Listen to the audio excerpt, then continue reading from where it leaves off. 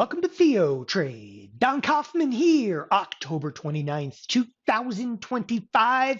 There's about 10 minutes to go to the cash close. There's a lot going on right now, a lot going on. First of all, let's talk about the Fed, or lack thereof. Jerome Powell came out. He saw his own shadow. It's Punk's Donnie Phil. What did he do? What was he going to do? He dropped rates by 25 basis points. Nobody cares. Answered a couple of questions, yada, yada, yada. It was all over. They have no data. What is the Fed to do? They literally have no data. They know they have to lower rates, the government shutdown. All of it was actually mentioned. And to what end?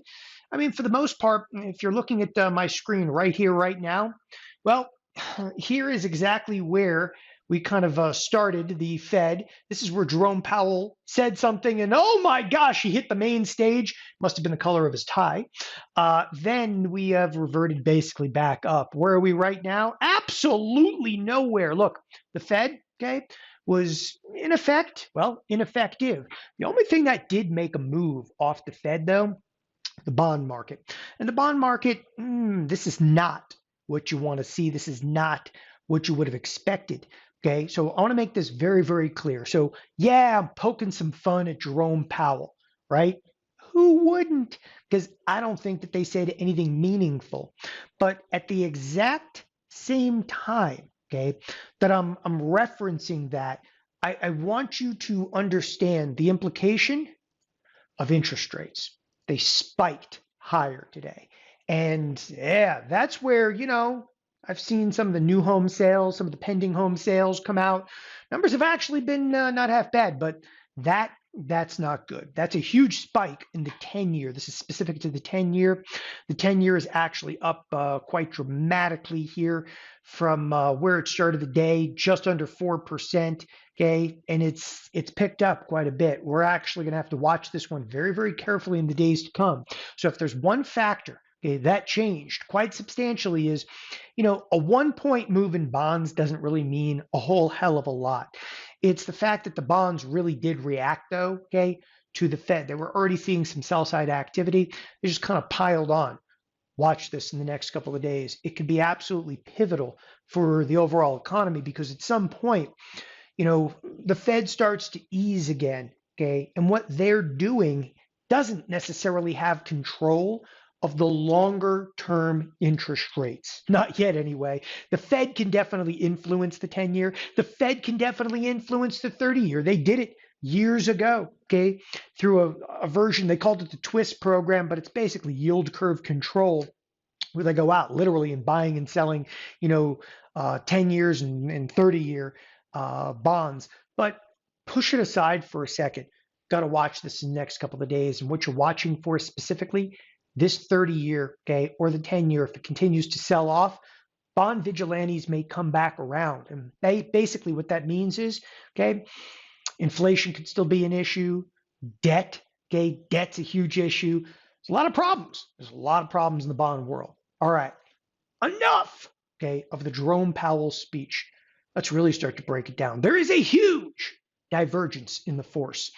One area that's been hit hard specifically today has been the Russell. Okay, the Russell, this also reacted to the Fed quite significantly, but the Russell, okay, kind of flattened out anyway in recent trade. Here's another one to watch in the days to come. More sell side activity, and here the small caps are getting pummeled today along with the financials. This is a fairly precipitous break lower inside of the financials, and in the end, okay, all of these debt offerings usually end up right on the head of the financials. The financials at this point are piercing the lower edge of their expected move, which then brings me over to the KRE. This is going to be KRE, the regional bank ETF. Where is it? Also lower edge of the expected move. Okay, keeping eyes on both of those. Nothing has really come apart at the seams just yet. There's just a couple of areas in this marketplace that got all kinds of funky.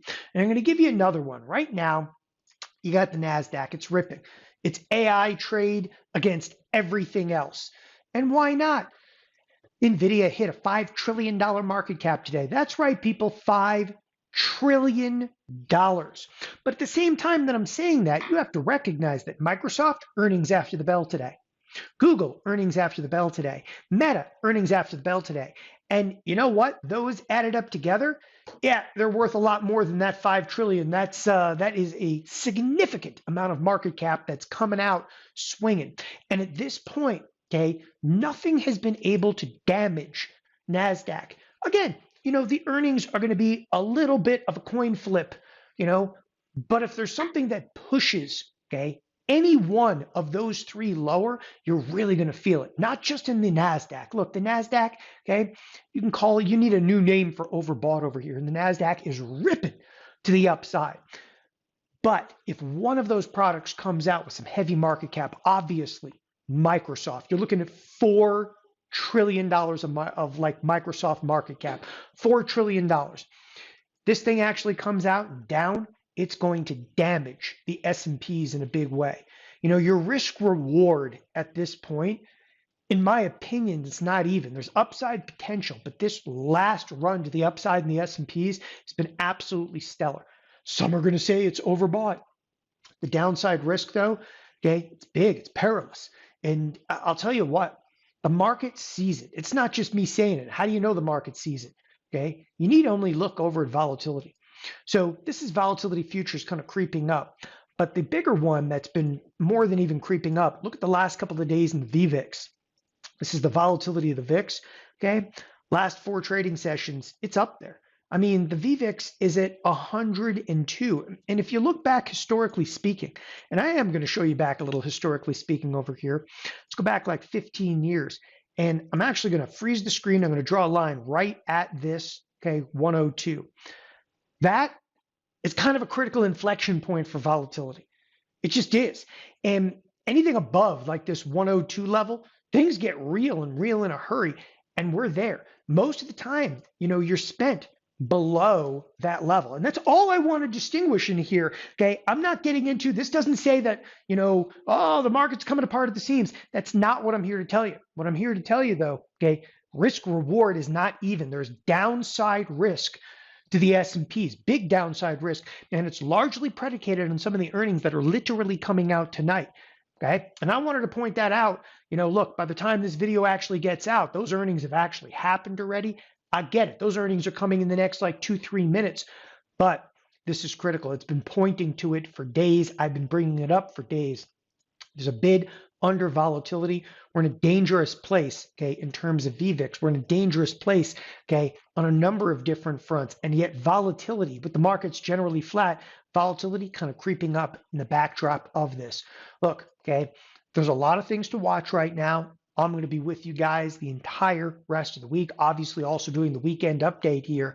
Okay, but to kind of recap, get really specific, watch these bonds. They continue to sell off.